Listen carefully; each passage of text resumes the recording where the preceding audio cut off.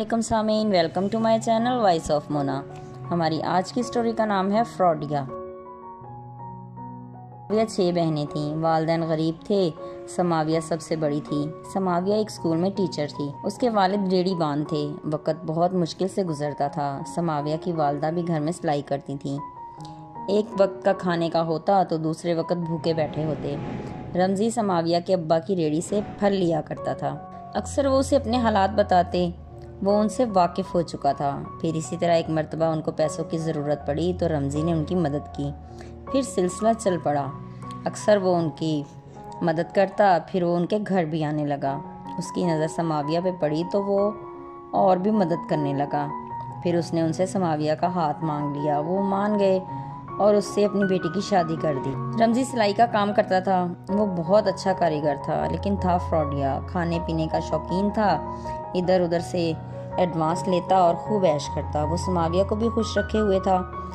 रमज़ी को आदत थी माल चोरी करने की। वो माल चोरी करता और आगे दूसरी जगह बेच देता। शादी को 3 साल हो चुके थे। एक बेटा भी था। अब रमज़ी ने अब की बार एक लंबा हाथ मारा। वो वहाँ से भागकर दूसरे कारखाने चला गया।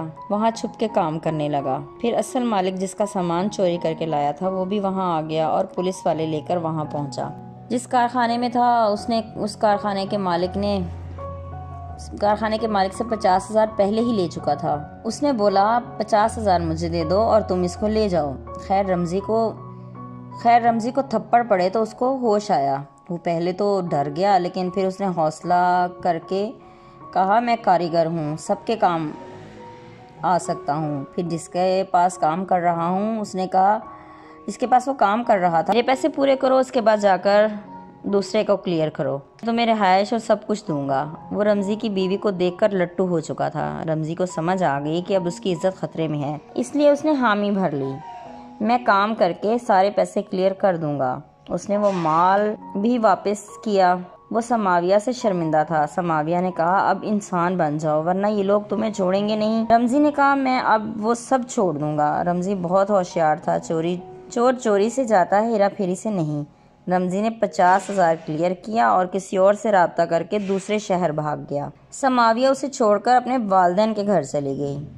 अब भी वो वहाँ है और उम्मीद लगाए बैठी है कि रमज़ी इंसान बन जाएगा, मगर नहीं लगता कि वो इंसान बनेगा। उसे आदत जो पड़ चुकी है। जीते रहिए, खुश रहिए। मिलते हैं अगली कहानी के साथ।